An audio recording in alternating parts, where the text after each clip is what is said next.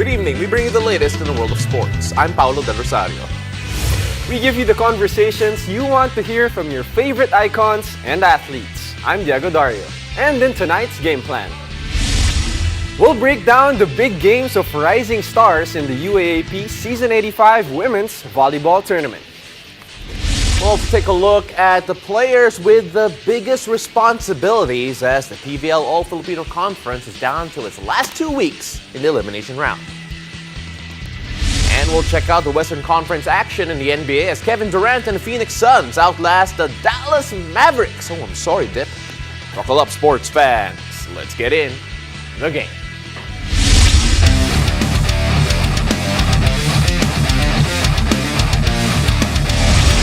Well, streaks have been broken and her story has been made over the weekend in the UAAP women's volleyball scene. Now let's find out the latest from the Season 85 action as we welcome volleyball analyst Jamie La Vittoria. Glad to have you back on the show. You look very calm today.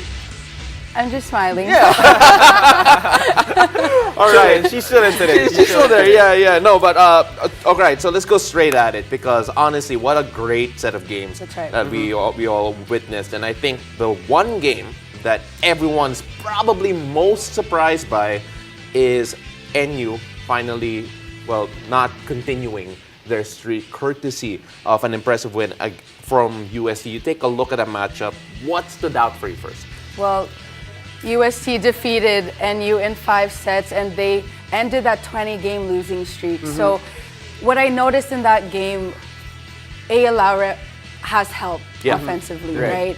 Aimee Hernandez in the middle, and we talk about Regina Jurado, the opposite rookie, and she's playing with no fear and just the energy that she brings out the court. It's uplifting for her team, and I think that's what UST needs. 18 points, 4 attacks, and 2 blocks, as well as 2 aces for Regina. Well, I mean, you talked about UST last season 84. You know, it was really all about Aya Laura, and you mentioned that she has helped now this season. But let's talk about the NU squad. What did they not do in that game, giving up that one for UST? Well, NU, they have to understand that every team that they go up against, they're gonna go down with a fight. Yeah. Right. Their last game was against Adamson, also in 5 sets. Yeah. So they need to elevate their play and go back to the drawing board on what they should fix because, you know, their patterns, their tendencies are now being studied by the teams that want to beat them. So they have to go back. You know, they went to Japan to, train before the UAP. So they have to figure out how to maximize their strengths because the teams are going to go hard against them. Yeah. And speaking about Adamson, you mentioned him a while ago. We have to give them credit because they did outlast a young FEU team, and it was another impressive win for them rather.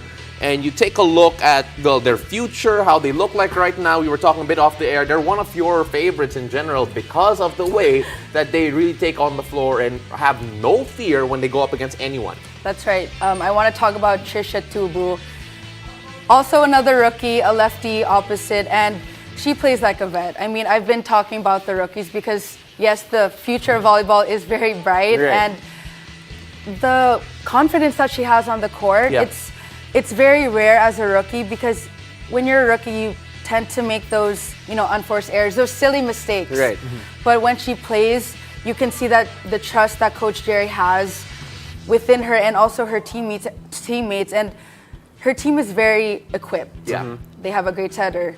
Yeah. Romero, Santiago, Turing, they have a very solid lineup this year. I mean, a lot of people are actually saying this Adamson squad, they might be the dark horse. I mean, to contend probably this season. And why is that so? Of course, Coach Jerry there, you kind of played against his system when you were playing for Ateneo. What makes Coach Jerry a great coach here for Adamson? Well, they're learning his style and being under like a new system. So you can see that during games he's very strict. Yep. He doesn't talk so much. That's also because in training, you should know what you're doing. Yeah. And by the time, game time, the coach shouldn't have to say so much because you already practiced for the game that you're actually playing. So I think his system and the girls are meshing well together. This next game we're going to talk about, I want to ask Jex. Jex, kanino yung panalo? Ooh, kay Angel Canino. Yung panalo. I like that, Pao. Yeah, you have to do that. I'm so happy you caught that off, by the way. Ateneo Lasal getting the win there. Not a lot to say much about this simply because Ateneo did not look right, or at least right. what we expected them to be or what we were used to them seeing. But credit to Lasal here, Angel Canino. We talk about the rookies, we talk about the new faces in general, and Angel's one of the newer faces of Lasal has been doing well. That's right. I mean, it was her first ever Ateneo Lasal game, and the nerves should be there. I mean, I could attest to that. I look back on my first Ateneo Lasal game, and the energy, and not just in the scoring department. She helps with receive and defense, and that's an all-around good open spiker. So kudos to her and her team. And so far, this LaSalle team, 3-0, undefeated this I know. season. We'll never know if they're gonna stay undefeated because they haven't played NU yet. I was gonna say, but what yeah. are you seeing in this LaSalle squad? In general, not just looking at Angel Canino, their super rookie. Well, you have Alba, their setter, you have Jelena De La Cruz, and they are the eldest on the team. And this is the last batch of girls, because Coach Emil always wins, right? He has a batch that will always win you up once. So Alba and De La Cruz are the last, this is their only chance, from the group, yeah. right? So you can see the leadership and maturity that's locked in during their games. And there are moments where, after a rally, they still have that game face. You can tell that, they're not playing games this year. They want to win. And you could see in how they're playing that they're still doing really well. All right, so of course, the other matchup that did happen was UP redeeming themselves against UE. I still feel that we need to learn more about these two teams to figure out what they are for the rest of the season. But in the interest of time here, let's go on to what's going to happen on Wednesday, because there are going to be a couple of games that are interesting. Adamson and UST, probably one of the most Good interesting matchup here. What can we expect in that one? Well, for both teams, I think they have to keep that consistency going. I mean, the tournament is very long, right? So it's not only important to start strong, but end strong, right? And you have days where you train hours and hours, so it's important that you unlearn the bad habits and move on and move forward and learn. Yeah, it's all about learning. So yeah. Jamie, we're not done with you yet. Yep. Oh my gosh. Because we'll go from the collegiate level to the pro level. After the break, we'll find out who needs to step up in the last 2 weeks of eliminations in the PVL. Stay tuned. You're watching The Game.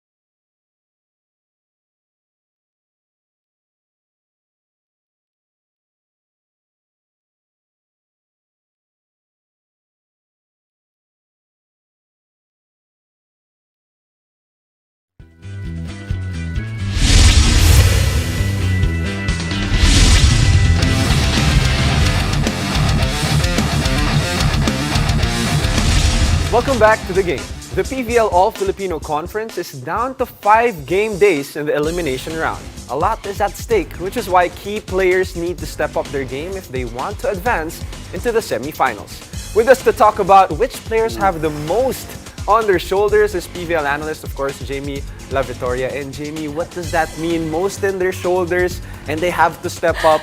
Just in general, why do they have to step up? Well, we're down to the last part of the eliminations, right? So every game counts, every point matters.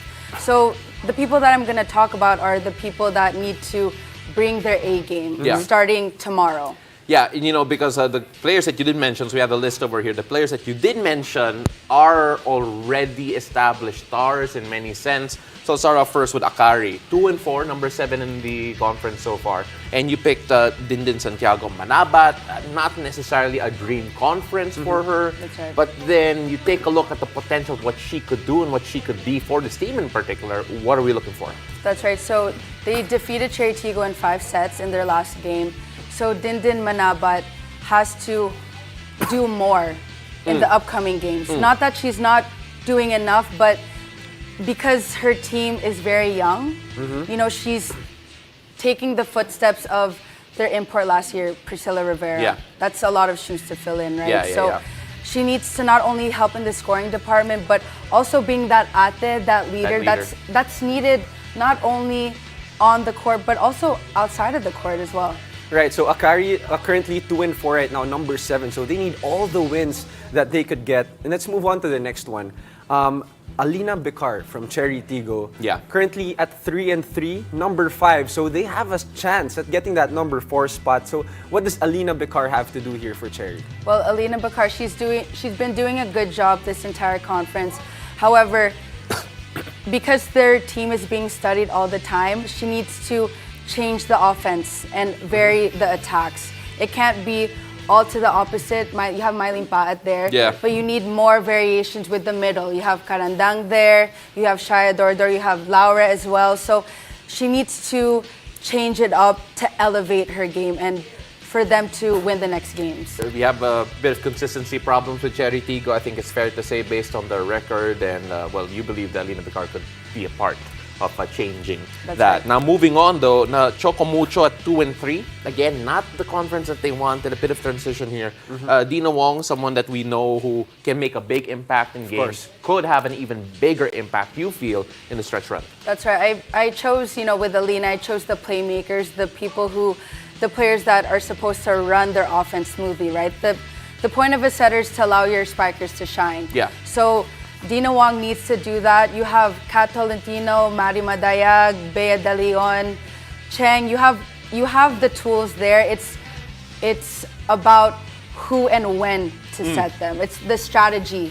So that's what we need from her the next games. Well, Choco Mucho right now, I mean, they're going to have 3 games left. So they still have a lot of chance to turn this conference around. Let's move on to the next player on your list, which is Myla Pablo from the F2 Logistics. Currently at number 4, but that number 4 spot is not safe at all. Not at all. That's right.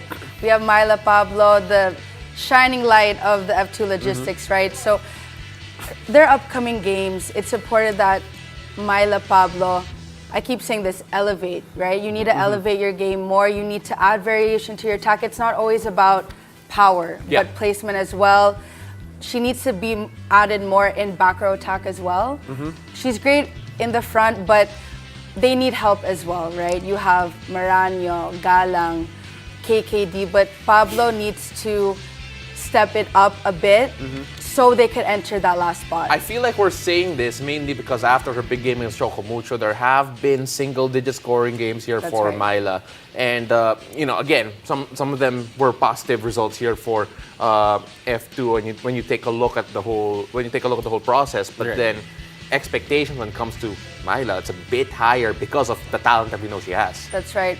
Well, that's why she needs to, how do I say this? She needs to help her team, right? The bottom line is to help each other. And it's important that they come together as a team. They're still under the system of Coach Ramil. Yeah. I mean, Coach Reg is there to help. Yep. But they need to come together as a team in their next game. Well, Jamie, you've experienced both, trying to get more wins in order to stay alive in a conference, and also you've experienced staying on top. I mean, your collegiate level and also in the pro level.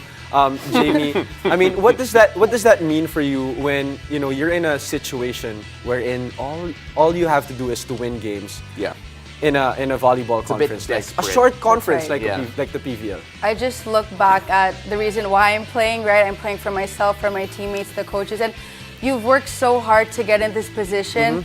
Why stop now? Right. Continue, and you want to end on a good note. Jago, Jamie thinks that coming here is like a test. Yeah, I'm being tested right now Yeah. by these two. It's nerve-wracking. But Jamie, you pass with flying colors Yay. again. Thank you again for coming on. We can't wait to have you again. Thank you, guys. Thanks, Jamie. Thank you. After the break, we'll head to the NBA Western Conference with KD and the Suns topping the Mavs in today's big matchup. Stay tuned. You're watching The Game.